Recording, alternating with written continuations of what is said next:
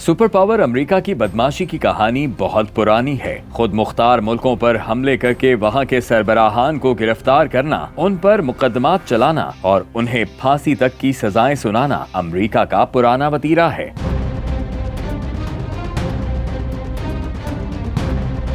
Venezuela पर हमले से कबल भी अमेरिका कई ममालिक में मुदाखलत करके सरबराहान मुमलिकत को गिरफ्तार कर चुका है। इनमें अक्सर गिरफ्तारियों में वही तरीका इख्तियार किया गया जो हाल ही में वेनेजुएला में अपनाया गया। मुल्कों के सरबराहान को गिरफ्तार करके सजाएं देने की ये कहानी शुरू हुई 1989 में, जब अमेरिका की फौज ने पनामा पर हमला करके वहां के सदर मैनुएल नोरेगा को गिरफ्तार किया और अमेरिकी सरजमीन मुंतकिल करके उनके खिलाफ मनशियात की स्मगलिंग और मनी लॉन्ड्रिंग से मुतल्लिक मुकदमात चलाए गए। अमेरिका ने पनामा में कार्रवाई का ये जवाब भी पेश किया कि उसने पनामा की अफवाज की जानिब से एक अमेरिकी फौजी के कत्ल के बाद अमेरिकी शहरियों के तहफ्फुज के लिए कार्रवाई की। अमेरिका ने उस वक्त नोरेगा को गैर कानूनी रहनुमा करार दिया था और उस उम्मीदवार को पनामा का रहनुमा तस्लीम किया था, जिसके बारे में नोरेगा ने दावा किया था कि वो हालिया इंतखाब में उसे शिकस्त दे चुके हैं। अमेरिका की जानिब से शिकस्त खुर्दा उम्मीदवार को पनामा का रहनुमा तस्लीम करना इस बात का वाज़ेह इशारा था कि अमेरिका पनामा में रिजीम चेंज चाहता था और तमाम बहानों की आड़ में पनामा पर हमला करना मकसूद था।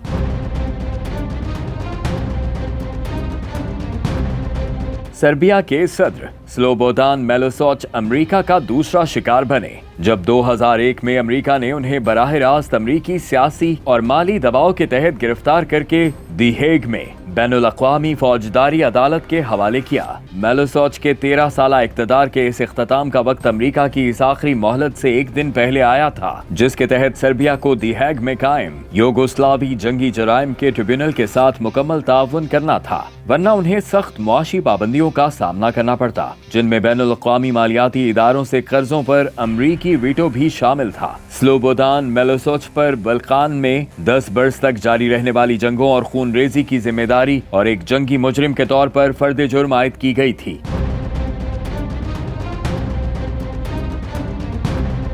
अमेरिका की दूसरे मुल्क में मुदाखलत और सरबराह मुमलिकत की गिरफ्तारी का सबसे बड़ा और नुमाया वाक़या 2003 में रूनुमा हुआ, जब अमेरिका ने इराक पर हमले के बाद सदर सद्दाम हुसैन को ओहदे से माजूल करके गिरफ्तार किया। अमेरिकी फौजियों ने इराक के शुमाली शहर तकरीत के नजदीक वाक़े एक फॉर्म से दिसंबर 2003 में सद्दाम हुसैन को गिरफ्तार किया था। इराक की 2 कारोबारी शख्सियात हदोशी और मोहम्मद इब्राहिम ने साबिक सदर की सिक्योरिटी के बारे में अहम मालूमात फराहम की थी और उनकी रोशनी में बिलाखिर सद्दाम हुसैन की गिरफ्तारी अमल में आई थी। अमरीकी फोर्सेस ने तकरीत के नवाह में वाक़े हदोशी के फार्म को बमबारी करके तबाह कर दिया था और इसके बाद वहां से भारी खजाना अमरीकी फौजियों के हाथ लगा था, जिसमें हजारों डॉलर्स करेंसी नोट और सद्दाम हुसैन की अहलिया के तलाई जेवरात शामिल थे। बाद में सद्दाम हुसैन को इराकी हुक्काम के हवाले किया गया, जिन्होंने साबिक सदर के खिलाफ जंगी जराइम, नस्लकुशी और इंसानियत के खिलाफ जराइम के इल्जामात पर मुकदमा चलाया और 2006 में उन्हें अदालती हुक्म पर फांसी दे दी गई।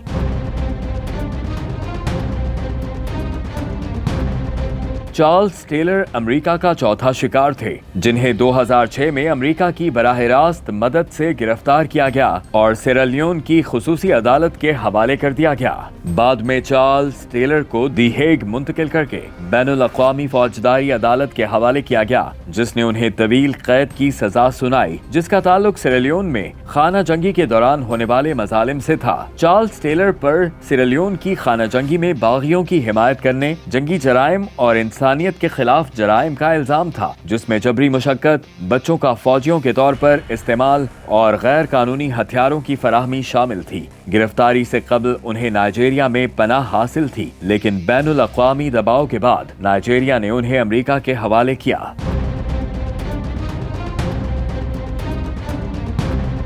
अमेरिका का अगला शिकार होंडुरास के सदर खुआन ऑरलैंडो हर्नांडेज थे, जिन्हें खुद उनके मुल्क के हुक्काम ने 2022 में गिरफ्तार करके अमेरिका के हवाले किया था। वॉशिंगटन ने उन पर अमेरिका में कोकेन स्मगल करने की साजिश और मुजरिमाना तंजीमों के साथ लेन देन का इल्जाम लगाया था। बाद अज़ा उन्हें मुनशियात से मुतल्लिक इल्जामात में मुजरिम करार देकर 45 साल कैद की सजा सुनाई गई थी। ताहम अमेरिकी सदर डोनाल्ड ट्रंप ने दिसंबर में हर्नांडेज को माफ कर दिया था।